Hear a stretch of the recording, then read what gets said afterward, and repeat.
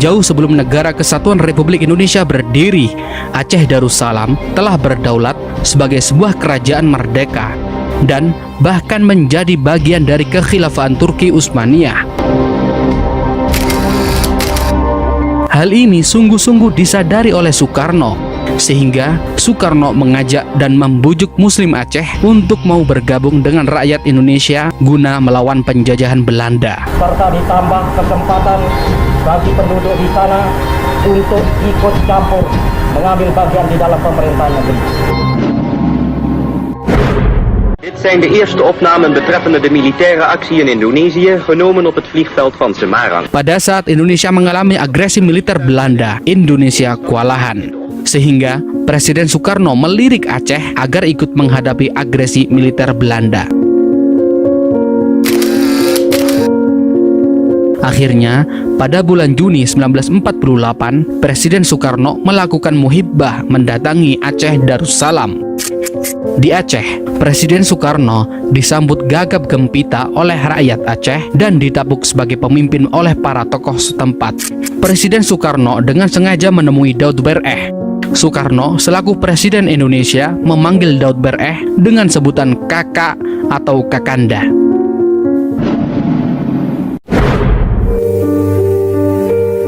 Dalam sebuah pertemuan dengan Tengku Daud Bereh, Soekarno berharap agar tokoh terkemuka Aceh itu mengajak rakyatnya dalam perjuangan melawan Belanda. Sehingga terjadilah dialog yang sampai saat ini tersimpan dengan baik dalam catatan sejarah Aceh.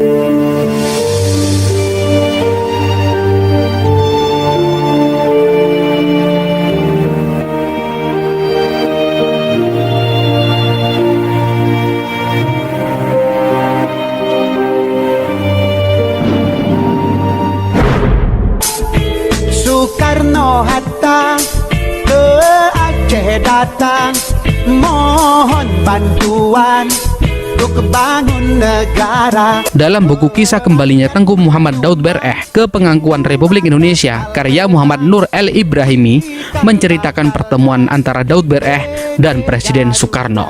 Inilah dialog Presiden Soekarno dengan Tengku Daud Bereh. Presiden Soekarno kepada Daud Bereh, "Kakak, saya minta bantuan kakak agar rakyat Aceh turut mengambil bagian dalam perjuangan bersenjata yang sekarang sedang berkobar antara Indonesia dan Belanda untuk mempertahankan kemerdekaan yang telah kita proklamirkan pada 17 Agustus 1945 kemarin." Daud Bereh menyambut ajakan Soekarno dengan senang hati. Kemudian Daud Bereh menjawab, "Saudara Presiden, saya menyatakan sanggup memenuhi permintaan tersebut asalkan perang yang dikobarkan adalah perang sabilillah, perang untuk menegakkan agama Allah. Sehingga kalau ada di antara kami yang terbunuh dalam perang itu, maka kami berarti mati syahid." Kemudian Soekarno mengiyakan permintaan Daud Bereh. Soekarno menegaskan, "Kakak, memang yang saya maksudkan adalah perang seperti itu, perang yang telah dikobarkan oleh pahlawan-pahlawan Aceh yang terkenal seperti Tengku Cik Ditiro, Cut Nyadin, dan Tengku Umar, yaitu perang yang tidak kenal mundur dan perang yang bersemboyan merdeka atau mati." Daud Bereh menjawab, "Kalau begitu, kedua pendapat kita telah bertemu Saudara Presiden. Dengan demikian, bolehlah saya mohon kepada Saudara Presiden bahwa apabila perang telah selesai, rakyat Aceh diberikan kebebasan menjalankan syariat Islam." Akhirnya permintaan ini juga dikabulkan oleh Soekarno. Soekarno menegaskan, "Kakak, hal itu kakak tidak usah khawatir sebab 90% rakyat Indonesia beragama Islam."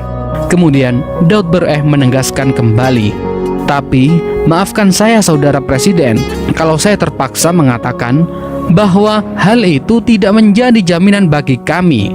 Kami menginginkan suatu kata ketentuan dari Saudara Presiden." Kemudian Soekarno menjawab, "Kalau demikian saya setujui permintaan kakak itu." Dan kemudian Daud Bereh menyatakan, "Alhamdulillah, atas nama rakyat Aceh, Saya mengucapkan terima kasih banyak atas kebaikan saudara presiden.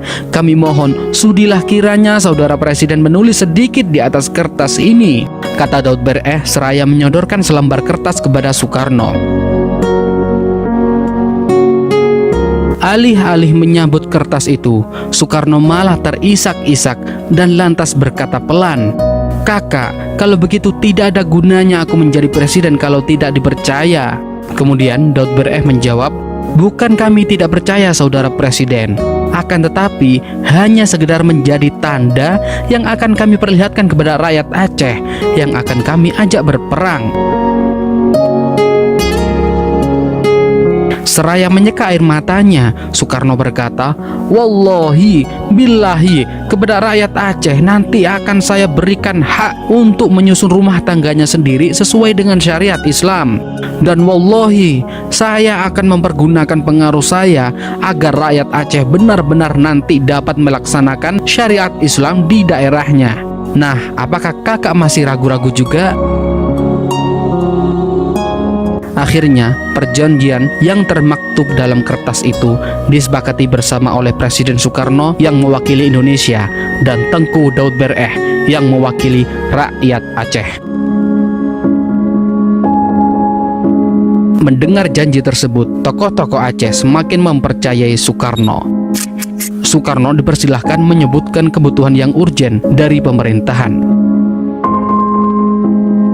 Akhirnya, Presiden Soekarno mengatakan, alangkah baiknya jika Indonesia menjadi kapal udara untuk membuat pertahanan negara dan mempererat hubungan antara pulau dan pulau. Mendengar itu, rakyat Aceh merogoh saku dan mencopot perhiasan yang ada di tubuh mereka. Begitu tingginya semangat untuk berkorban. Bahkan antrian para donatur, baik orang kaya maupun rakyat biasa di beberapa masjid dan pusat pemerintahan kota raja yang sekarang menjadi Banda Aceh panjangnya sampai ratusan meter. Beberapa jam kemudian terkumpullah dana $120.000 ditambah 20 kg emas. Dengan modal tersebut, Indonesia berhasil membeli pesawat kepresidenan pertama dalam sejarah Indonesia, yaitu F001 Seulawah atau Gunung Emas. Setelah Tengku Daud Bereh berhasil mengimpun dana untuk perjuangan Republik Indonesia, Daud Bereh memohon kepada Presiden Soekarno agar diizinkan diberlakukannya syariat Islam di Aceh. Bung Karno setuju. Sayangnya, Soekarno kemudian tidak menepati janjinya. Where are you from? United States.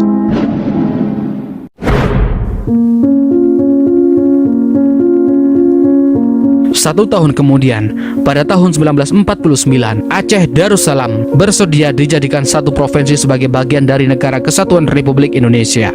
Namun, pada tahun 1951, belum kering bibir mengucap, Provinsi Aceh dibubarkan pemerintah pusat dan disatukan dengan Provinsi Sumatera Utara. Jelas sudah, hal ini menimbulkan sakit hati rakyat Aceh. Aceh yang porak-poranda setelah berperang cukup lama melawan Belanda, lalu menguras dan menghibahkan seluruh kekayaannya demi mempertahankan kemerdekaan Indonesia tanpa pamrih, oleh pemerintahan pusat bukannya dibangun dan ditata kembali, malahan Aceh dibiarkan terbengkalai. Bukan itu saja, hak untuk mengurus diri sendiri pun akhirnya dicabut. Rumah-rumah rakyat, dayah-dayah, Maunesah, dan sebagainya yang hancur karena peperangan melawan penjajahan Belanda dibiarkan porak-poranda. Selain itu, demi alasan persatuan, Presiden Soekarno menolak pemberlakuan syariat Islam di wilayah manapun di Indonesia. Presiden Soekarno menegaskan dalam pidatonya di hadapan rakyat Amuntai, Kalimantan Selatan pada tanggal 27 Januari 1953, Indonesia adalah sebuah negara nasional yang berideologi Pancasila dan bukan sebuah negara teokrasi dengan haluan agama tertentu.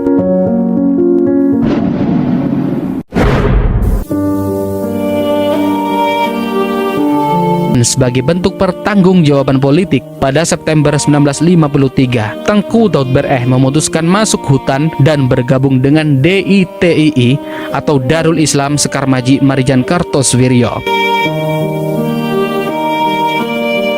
kekecewaan terhadap Soekarno tetap digenggamnya.